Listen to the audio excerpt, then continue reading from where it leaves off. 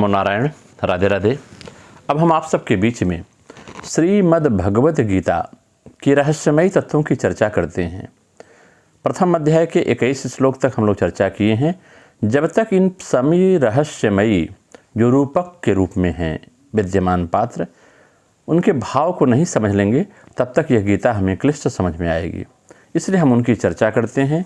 कुरुक्षेत्र के मैदान में शोक और मोह से अभिभूत होकर अर्जुन के अज्ञान जनित संशय को नष्ट करने के लिए भगवान श्री कृष्ण ने उस मैदान में जो शिक्षा दी थी अर्जुन को, वह चिरकाल से मुमुक्ष साधकों के लिए कंठाहार के रूप में सुशोभित होती आ रही है। इस शिक्षा कथा को हम श्री कृष्ण अर्जुन संवाद कहते हैं। श्रीमद् भगवद गीता के नाम से यह सुपरिचित है। यह महाभारत के भीष्म पर्व में स्थापित किया गया है। भीष्म पर्व के 13वें अध्याय में गीता पर्वाध्याय प्रारंभ होता है तथा गीता पर्वाध्याय से 25वें अध्याय तक गीता उपनिषद प्रारंभ होती है। आजकल बहुत से लोग हैं, बहुत से धर्माचार्य हैं, अपने अपने ढंग से इसकी व्याख्या करते हैं। सभी लोग साधन में सचेष्ट दिख पड़ते हैं, पर उनका मत वर्णाश्रम धर्म के विरुद्ध है। वह अपने हृदय में वेद विरुद्ध मत का पोषण करते हैं। गीता के उपदेश से उनको ज्ञात हो सकता है कि स्वाधिकार से बहिर्भूत होकर धर्म करने से, धर्म साधना करने से वह साधन निष्फल चेष्टा मात्र हो जाता है। शास्त्रों में अधिकारी के सामर्थ्य के अनुसार साधन की व्यवस्था दी गई है। कोई मनमाना मार्ग नहीं ग्रहण कर सकता। इससे भगवान ने उच्च स्वर से अर्जुन से कहा है, कर्मण्यवाधिकारस्ते। हे अर्जुन, कर्म करना तुम्हारा अधिकार है, तुम्हारे वश में कर्म है। कर्म त्याग करके संन्यास ग्रहण करने से तुम्हारा कोई काम चलने वाला नहीं है। जो जिस प्रकार का अधिकारी है, गीता में उसे उसी प्रकार की साधना का अधिकार प्राप्त हो सकता है। अतएव गीता सर्वश्रेष्ठ है और साधकों के लिए पठनीय और अभ्यासनीय है, बोधनीय है, समझने के लिए है। गीता एक संपूर्ण उपनिषद है। संभवतः अगर यह कह दिया जाए कि गीता सर्वश्रेष्ठ उपनिषद, वेदों की उपशाखा जो गुरु के समीप बैठ के सीखी जाती है, उसे उपनिषद कहते हैं, तो इसमें कोई अत्युक्ति नहीं होगी, क्योंकि इसमें ब्रह्म विद्या, योग तत्व की सम्यक व्याख्या की गई है, समालोचनात्मक ढंग से कही गई है। गीता की भाषा सरल और प्रांजल, संस्कृत होने पर भी सहज बोधगम्य ग्रंथ नहीं है। इसे जब हम रूपक के रूप में, कुंडलनी साधना के रूप में देखते हैं, तो इसे बड़े गौर से समझना पड़ता है। हमारे देश में अनेक महानुभाव मनस्वी पुरुषों ने गीता शास्त्र को समझाने का प्रयास किया, चिरकाल से प्रयास किया है। अवश्य ही सबने अपने अपने भाव के अनुसार इसकी व्याख्या की है। चाहे आचार्य शंकराचार्य जी हों, चाहे रामानुज हों, बलदेव हों, भक्त आनंदगिरी हों, भक्त चूड़ामणि महाराज हों, सबने अपने अपने अद्वैत मार्ग और द्वैत मार्ग से इसकी व्याख्या की है। रामानुज और बलदेव को छोड़कर प्राय सबने व्याख्या अद्वैत मतानुसार है। द्वैत और द्वैता भाव में भी अनेक प्राचीन भाष्य और टीकाएं हैं। इन समस्त व्याख्याओं के मतों के अनुसार गीता का मार्ग समझने की सबने चेष्टा की है, सबने समझाने का प्रयास किया है।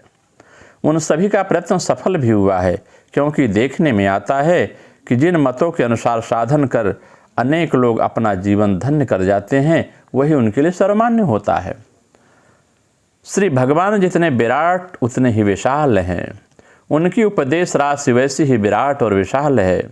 उनकी कथा सुनने वाले लोग जिस प्रकार अनेक विचित्र प्रकार की हैं, श्रीमद् भगवत कथा की प्रणाली उतनी प्रकार की ही विचित्र है। भक्त श्रोता की भावराशि की सीमा जिस प्रकार अनंत है, उसी प्रकार श्रीमद् भगवद गीता के उपदेश अनंत और अगाध हैं। चाहे कोई किसी प्रकार का रसाभिलाषी क्यों न हो, चाहे निर्गुण मार्ग का हो, सगुण मार्ग का हो, भक्ति मार्ग का हो, कर्म योग का हो, ज्ञान योग का है, सबके अनुरूप रसास्वादन गीता कराती है, किसी को वंचित नहीं करती। जैसे लोग पवित्र मंदाकिनी नदी में स्नान करके और अपने अपने पात्र के अनुसार निर्मल जल भर लेते हैं, वैसे गीता के अध्ययन करने वाले लोग अपनी अपनी क्षमता अनुसार संग्रह करते हैं। यह पुण्यतमा श्रीमद् भगवद गीता प्रवाहिनी में जो प्रवेश करते हैं, प्राणपान से जो डुबकी लगाते हैं, अपने अपने मत के अनुसार अपना कार्य सिद्ध करने मात्र के लिए जल संग्रह कर लेते हैं। तो इसमें आश्चर्य की बात नहीं है। यही कारण है अद्वैतवादी परम ज्ञानी गीता में अद्वैतवाद का विजय डंका बजाते हुए सुनाते हैं, मुग्ध हो जाते हैं।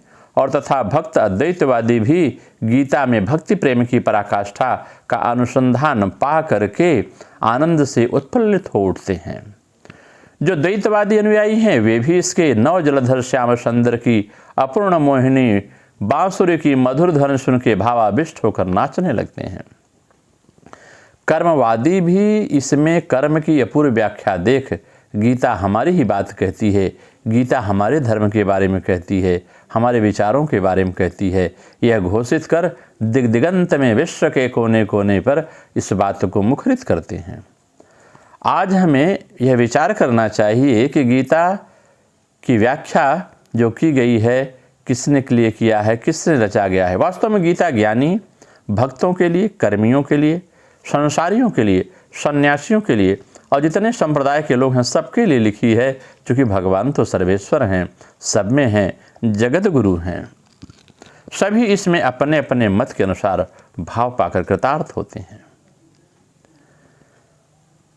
यह कभी नहीं संभव है, क्योंकि गीता सर्वश्रेष्ठ ग्रंथ है और इसी कारण इस संप्रदाय में अपने अपने मत की पुष्टि करने वाले अपना अपना भाव पाकर स्तंभित हो जाते हैं, आश्चर्यचकित हो जाते हैं।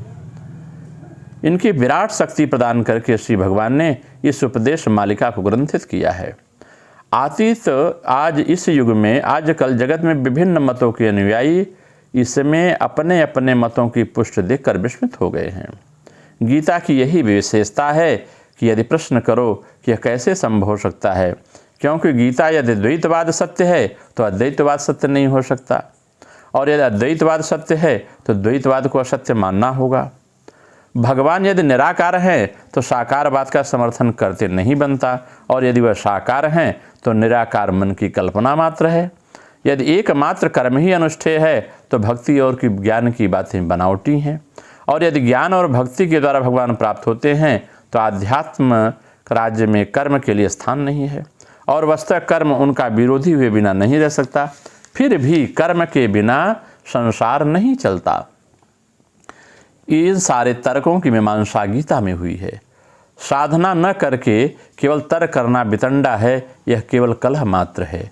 अपने धर्म के प्रति, गीता के प्रति आपकी सोच अच्छी नहीं दर्शाती। इसके द्वारा सभी सत्य का निर्णय तो नहीं हो सकता, क्योंकि गीता को आध्यात्म के रूप में देखना पड़ेगा। एक एक तर्क रूप में गीता नहीं समझी जा सकती। अवश्य यह कहना ठीक नहीं है युक्ति या तर्क का कोई प्रयोजन नहीं है। शास्त्रानुकूल युक्ति ही ग्रहणीय होनी चाहिए। आचार्य शंकराचार्य ने कहा है कि तर्क की प्रयोजनता यही है कि यह श्रुति को समझने में सहायता करे। तर्क का प्रयोग वहीं करे जहाँ इसे समझने की जरूरत हो। वस्तुतः एक भगवान या आत्मा को जानने के लिए साधना जीवन में जिस प्रकार ज्ञान, योग, भक्ति, वैराग्य, कर्म सबका प्रयोजन होता है, उसी प्रकार साधन की विशेष विशेष अवस्थाओं में भगवान अद्वैत भाव में, द्वैताद्वैत भाव में अथवा द्वैत भाव में ग्रहणीय होते हैं। इसी कारण इसको साकार कहना भी ठीक है और निराकार कहना भी ठीक है।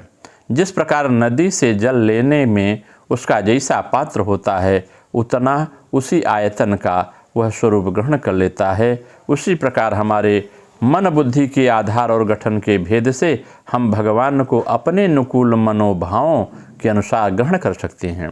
इसमें कोई दोष नहीं होता, परंतु जो भाव हमारे मनोनुकूल हैं वही ठीक है, और जो हमारे अनुकूल नहीं है, विरुद्ध हैं, वह ठीक नहीं है। यह कहना सत्य कदापि नहीं है। सारे ही भाव ठीक हैं, सारे ही सत्य हैं। भगवान इतने विशाल और विराट हैं तथा इनके अनंत भावमय हैं कि किसी भी एक भाव का अवलंबन करके साधना की जा सकती है, उसे कभी मिथ्या नहीं कहा जा सकता। ओम नमो नारायण। राधे राधे। फिर कल इसकी आध्यात्मिक व्याख्या करेंगे। राधे राधे।